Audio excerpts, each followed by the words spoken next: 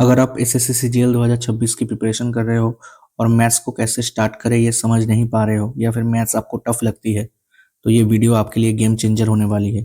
जय हिंद दोस्तों, वेलकम टू मैथ्स बाय कॉम्पेनिक एसएससी। आज मैं डिस्कस करूंगा वो एग्जैक्ट रोड मैप जिससे आप मैथ्स में 50 आउट ऑफ 50 स्कोर कर सकते हैं, चाहे आप आज जीरो से स्टार्ट कर रहे हो। और वीडियो के एंड में मैं आपको कैसे इस जर्नी में हेल्प कर सकता हूँ वो भी बताऊंगा। आपको बस 3 स्टेप्स फॉलो करने हैं जो मैं आगे वीडियो में बताने वाला हूँ। पर उससे पहले पैटर्न को समझते हैं। सीजीएल 2026 में मैथ सिर्फ कैलकुलेशन नहीं है, ये अब कॉन्सेप्ट और स्पीड का खेल बन चुका है। देखो, प्री में 25 क्वेश्चंस आते हैं मैथ्स के, जिसके रहते हैं टोटल 50 मार्क्स, और वही मेंस में 30 क्वेश्चंस बन जाते हैं जिसके टोटल 90 मार्क्स रहते हैं। मेंस तो बात की बात है, हमें पहले प्री क्वालिफाई करना है। प्री के मार्क्स नहीं जुड़ते, ये क्वालिफाइंग इन नेचर है। अब आते हैं 3 फेज स्ट्रेटेजी पे, जिस पर आप लोगों को मेहनत करना है। अभी हमारे पास 7 से 8 महीने हैं सीजीएल एग्जाम के, मैं ये मानकर चल रहा हूँ। पहला फेज जो कि है फाउंडेशन। यहाँ आपको गुमराह करने वाले बहुत से यूट्यूबर्स मिलेंगे। कोई कोई ये भी बोल देगा कि 7 से 8 महीने में मैथ्स करना इज लाइक इम्पॉसिबल है। भैया, लोग तो 1.5 साल में सिलेबस नहीं खत्म कर पा रहे हैं, वो बस मैथ्स ही किए जा रहे हैं। तो हमें इसमें नहीं फंसना है, हम एक लिमिटेड टाइम में अपना कोर्स कंप्लीट करेंगे। अगले 3 से 4 महीने आप सिर्फ कॉन्सेप्ट बिल्डिंग और सिलेबस कंप्लीशन पर फोकस करोगे।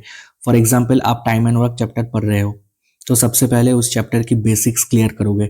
सिर्फ शॉर्ट ट्रिक के पीछे मत भागो जब तक कॉन्सेप्ट क्लियर ना हो। अब भैया, पढ़ना कहाँ से है? आप XYZ किसी भी टीचर से पढ़ सकते हो, बस टीचर का पढ़ाया हुआ आपको समझ में आना चाहिए और कोर्स ज़्यादा लंबा ना हो। इन 2 बातों का ध्यान रखें। मतलब ऐसा नहीं होना चाहिए कि आप कोर्स ले और वो 4 महीने में खत्म ही ना हो। मतलब मैक्सिमम 5 महीने से ज्यादा लंबा कोर्स मत लेना। अब आते हैं मोस्ट इंपॉर्टेंट फेज जो कि है PYQs। एडिक्विटी आ गया, पैटर्न चेंज हो गया, ये वो। अरे भैया, जो 70% रिपीट हो रहे हैं उसका क्या? और मैथ्स के कॉन्सेप्ट्स बदल जाएंगे क्या? 2+2 4 होता है तो ये हमेशा होगा? कुछ नए क्वेश्चंस आएंगे, वो सबके लिए ही नए रहेंगे। आप इसका सॉल्यूशन ढूंढने मत जाओ, बस PYQs प्रैक्टिस करते रहना है। कोई भी पब्लिकेशन का बुक ले लो मार्केट से और सिलेबस खत्म होते ही लास्ट 2-3 मंथ्स आपको PYQs प्रैक्टिस करना है। कोई भी चैप्टर का मिनिमम 2 साइकिल रिपीट करना है और पीछे से करना है। मतलब 2025 में जो एग्जाम्स हुए हैं उनके क्वेश्चंस पहले करना है, फिर 2024, 2023 ऐसे, मतलब पीछे से आगे की तरफ जाना है और मिनिमम 4 साल का क्वेश्चंस प्रैक्टिस करना है। अब आएंगे हम अपनी लास्ट फेज में जो कि है मॉक टेस्ट्स। मतलब मॉक टेस्ट हमें सबसे लास्ट में देने हैं? नहीं, जिस दिन से आप प्रिपरेशन स्टार्ट करोगे मैथ्स का, आपको उसी दिन से मॉक देने हैं। चाहे आपके एक भी नंबर ना आए, फिर भी देने हैं। टाइमर लगा के देने हैं और बाद में सॉल्यूशन देखना है। समझ में ना आए कोई बात नहीं, पर देखने हैं। और मान लो आपका एक chapter suppose time and work हो जाए तो मॉक में उसके क्वेश्चंस बनने चाहिए। नहीं बने तो एनालाइज करो कि क्यों नहीं बने, और गलत हुआ तो कहाँ गलती करी। मॉक देने के बाद एनालिसिस जरूर करना है। ये आपको पैरेलल लेके चलना है पूरे कोर्स के दौरान। तो हम इसे लास्ट फेज क्यों बोल रहे हैं? क्योंकि मेरे भाई, ये फेज आपका हमेशा चलता रहेगा जब तक आप तैयारी करोगे। ये कभी खत्म ही नहीं होगा। पहले आपको वीक में बस 2 ही मॉक्स देने हैं, सेक्शनल, सिर्फ मैथ्स के। यहाँ मैथ्स की ही बात कर रहे हैं सिर्फ। और धीरे धीरे जैसे कोर्स खत्म होता जाएगा आपको फ्रीक्वेंसी मॉक की बढ़ानी है। बस ये 3 स्टेप्स को फॉलो कर लो, आपको मैथ्स में कोई नहीं रोक पाएगा फिर। अब मैं आपको कैसे हेल्प करने वाला हूँ, तो सबसे पहले मेरे बारे में जान लो। मैं कोलकाता से बिलोंग करता हूँ, currently posted हु as a draftsman in ministry of defence. Selection post phase 11 exam के थ्रू मैंने ये जॉब हासिल किया है। और इस एग्जाम में मैंने 4 पोस्ट के लिए क्वालिफाई किया था। उसमें से अभी मैं एक पोस्ट में अभी करेंटली वर्किंग हूँ। मुझे चारों पोस्ट मिले थे। नॉट ए ग्रेजुएट, मतलब मेरा ग्रेजुएशन अभी कंप्लीट नहीं हुआ है। कुछ कारण थे जिसकी वजह से मेरा ग्रेजुएशन अभी कंप्लीट नहीं हो पाया है। तो अभी चल रहा है डिस्टेंस से। मेरा एज है 27 ईयर्स और being passionate about teaching maths. तो ये है मेरे बारे में कुछ इन्फॉर्मेशन। तो अभी मैं जहाँ काम करता हूँ वहाँ मुझे सैटरडे संडे को छुट्टी मिलता है। तो मैं अभी उतना फ्री नहीं हूँ कि मैं आपको कोर्स पढ़ा पाऊँ। बट मैंने कुछ प्लान किया है, एक 1100 करके मैथ्स की क्वेश्चंस की सीरीज में लाऊंगा एग्जाम से पहले, जिसमें टोटल 55 क्लासेस होंगी और हर क्लास में 20 क्वेश्चंस और उसके अराउंड जितने कॉन्सेप्ट्स है डिस्कस किए जाएंगे। इन 1100 क्वेश्चंस के थ्रू आपका पूरा मैथ्स रिवाइज हो जाएगा। सारी क्लासेस फ्री रहेंगी। आप कहीं से भी पढ़ रहे हो, इन क्लासेस को आपको लेना ही लेना है। अलग ही एक कॉन्फिडेंस आ जाएगा आपके अंदर मैथ्स को लेकर।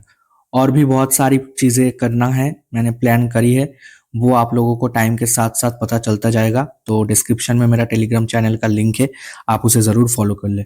तो ये थी कंप्लीट मैथ्स की स्ट्रेटेजी। और जाते जाते कुछ कॉमनली आस्क्ड क्वेश्चंस के आंसर्स मैं देना चाहूंगा। सबसे पहले, कितने घंटे पढ़ने हैं? तो देखो, इसका आंसर वेरी करेगा पर्सन टू पर्सन। मान लो कोई फ्रेशर बच्चा है जिसने तैयारी स्टार्ट करी है और उसका आर्ट्स बैकग्राउंड है, मैथ्स क्लास 10 के बाद छुआ तक नहीं, तो जाहिर सी बात है कि उसे ज्यादा टाइम डिवोट करना होगा मैथ्स में, एज कम्पेयर टू वो बच्चा जिसका मैथ्स का बैकग्राउंड रहा हो।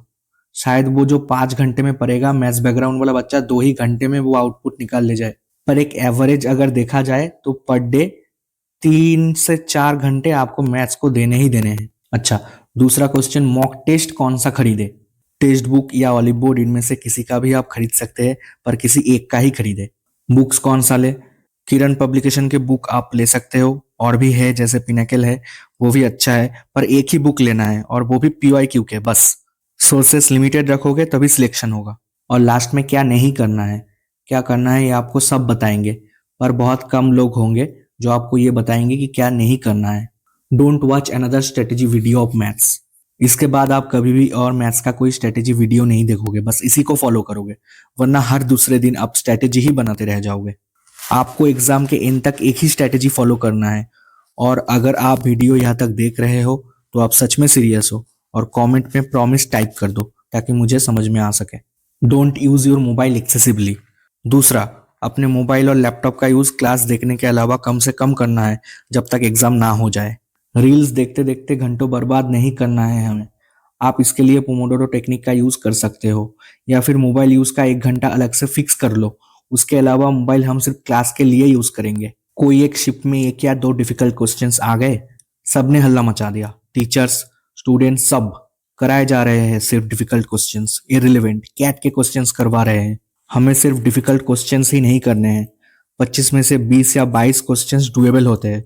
1-2 क्वेश्चंस हो सकते हैं कि टफ आ जाए, बस उन क्वेश्चंस के ही पीछे सिर्फ नहीं भागने हैं हमें। तो ये थी कुछ भाई वाली सलाह। इतने देर तक मुझे सुनने के लिए थैंक यू।